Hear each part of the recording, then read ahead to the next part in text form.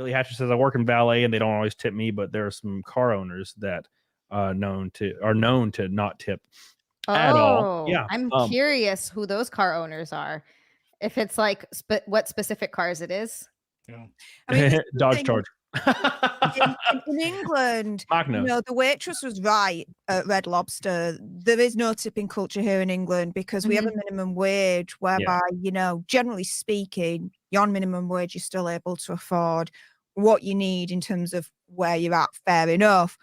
But I found myself tipping more and more these days, because of my exposure to the American tipping culture, being over there a few times now, but also B, I don't know what it's like in America because I've only visited for holiday, but over here there is a cost of living crisis. People are struggling at the moment to pay for bills, food, because inflation is just at an all-time high. The problem is, though, is that wages aren't increasing to compensate for that. So sometimes, I mean, in winter at the moment, people are literally choosing between either heating up their house or eating. It's getting that desperate. So not to flex or anything, but just to keep it 100, I'm tipping more than usual now because I'm in a fortunate place to be able to do that and help just a little bit more where I can. Because again, going back to our conversation earlier on, there's all these charities out and about that's there saying, you know, we're going to help those that are, you know, are in need, that are struggling at the moment financially, this, that, and the other. 9 times out of 10, you really don't know where that money's going to now. So I would rather just, you know, hand it to that person that really needs it because I know that it's going to where it needs to go. Absolutely. If that makes sense. Real quick, this is my alt channel, and my main channel is in danger every day of getting banned as a result of talking with these amazing people very candidly. So please do me a favor and subscribe down below. Helps me out a lot. Get the hell on it, doggone it. Oh, yeah. 100%. And the thing is, in America, is there's this weird, there's like this tug and pull from people. And there's a lot of people that want a minimum like wage for servers, but this causes an issue. So all my friends and my ex-wife were servers for years, and we live in a really big city and whatnot. And they would make on Saturdays over $1,000 just on a Saturday. So they were making 50, 60, 70 grand a year as a server. And people that were like never servers really wanted a minimum wage for servers, like a $15 an hour wage. The issue is a lot of people in America are looking for a reason to not tip ever again. And a $15 an hour is equating to like 38 grand a year versus like 70 or 80. So I had all these friends that vehemently was against this. They were like, please, for the love of God, do not institute a minimum wage because I'll be fucked. Well, and I'll tell you this too. If you want service to get dramatically worse, introduce a $15 minimum wage for servers and get rid of tipping. Think about when you go to McDonald's, because they're getting paid $15 an hour, and think about how fucking terrible your service is. You get fast food service. It's not worth.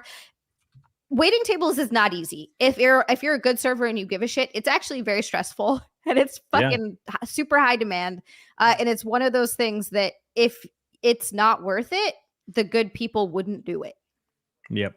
And they'll do it as a career. But maybe my hope is that a wage could be established that's like an average based on the people that work there and maybe your service, and you can get your regular tips. And because I'm just afraid that people that are making 80 grand a year are going to suddenly be making 30. That's what I'm afraid of. I don't really care either way. I just want people to make more money. Right, because then that also stimulates the economy, because guess what those people that are making 80 grand a year are doing? They have disposable income, so they're spending it. It's better for everything. If you're making less money suddenly, like Steph was saying, because cost of living is going up and wages aren't matching it. Steph, same thing is happening here too, by the way. It's like, it's also getting pretty bad. It's going to be where people are spending money on essentials and essentials only, and that's how the economy gets completely fucked. And the way we're fixing it over here is we're just raising taxes on everybody. Yeah. Love it. It's sending a lot of that money overseas. Also fantastic. My property tax has went up like 600% in the last 4 years. Yeah. Unheard of. A lot of fucking shit. control. Yeah. Like I'll never forget. I thought $600 a month was a lot. Or sorry, I thought $600 a year was a lot in property taxes. Last year, mine was $8 grand this year. This last year, $8,000 went up that much in just since 2019. It's unbelievable. Right? And that's just property taxes. Then you're looking at income taxes. Yep. Sorry, Mike, go ahead. No, you're good. I have a buddy of mine who he works in construction, and he So his family lives on like a giant like compound. I know it sounds bad. It's not like that kind of a compound, but they have like a ton of property, and they're like beachfront because they got it like years and years and years ago from their grandparents. So he built this beautiful, really nice house with everything he wanted. He did flooring, all this stuff like that. And then of course, like then an appraiser like basically comes out and tells him this is how much you got to pay a year in taxes. And every year, like it has gotten worse and worse. And the last time I talked to him, he goes, dude, I don't know if I can ever retire because I don't think I could survive just property taxes. He pays more than some people pay in a mortgage just in property taxes because they're like, well, you live so close to the lake and it's such a nice house. And it's like, it's awful. And I'm like, dude, like, this is insane. Somebody in the chat asked if my evaluation of my house go up. No, my house doubled in price. So my property taxes theoretically should double in price, right? Not go up 6 times over. That's my point. Like I would understand if my property taxes were $2,000 now, but they are not. They're $8,000. That's quite the increase. I don't like it. I don't like it, and I already pay an ass ton of state tax.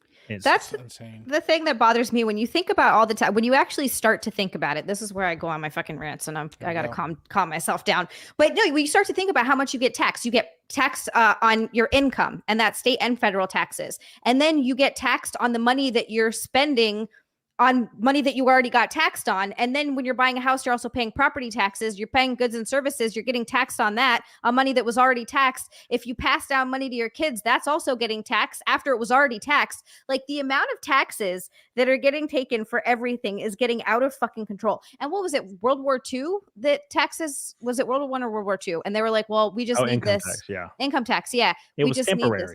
It was temporary. It was fucking temporary. It was forever. It was temporary forever. How are we still like, I would go to war for this. It's not. It's never happened. There is not a party that wants it. Like they claim they do. There is conservatives in our country claim at one point that they wanted to abolish it. That's never gonna happen. No one wants that. They all want their money. The military budget's overinflated, the government budget's overinflated. When my ex-wife worked on base back in the day, they would put like bids out for government jobs for contractors, and they would need a 12 by 12 room painted, like a storage closet, 12 by 12. And they would contract it out to like the highest bidder. And it would be like $25,000 for somebody to come in there for an hour and paint a room. $25,000, $10,000 per receptacle of the wall, $10,000 for like a $20 receptacle. And that's where your taxes go. They don't go to roads. Sorry, gas tax goes to that. They're not going to your schools. Eat my ass. Stop being silly. Your income tax is all going towards government overblown budgets. It's all it's going to. I used to work in restoration, and so like I used to do all kinds of stuff. And there was an army base that they built in a terrible area. They were told not to build it there, and they did anyways. And so the bathrooms and the toilets were all back up. And we would always pick up those jobs because at the time, like I wasn't a contractor at that time, and I wish I would have been, but like they paid out the ass. Like we would just upcharge them on everything because they'd pay it. They didn't care. They were like, oh yeah, yep, those are the guys. Yep, you just come in there for like 2 hours of work, and then I go home, and we'd make like a huge profit on everything because virtually next to nothing. They don't give a fuck at all. They'll just pay it. They'll just completely pay it out. Mark Reality says, I'm Gen X. I remember 9/11 like it was yesterday, and I remember the Red Cross and the United Way walking off with $1 billion each and facing no consequences from either political party. Well, that's because a lot of those people on the chairs of those organizations are politicians. Thank you, Mark Reality. I appreciate you. That's just you can't avoid that shit. It'll always be that way.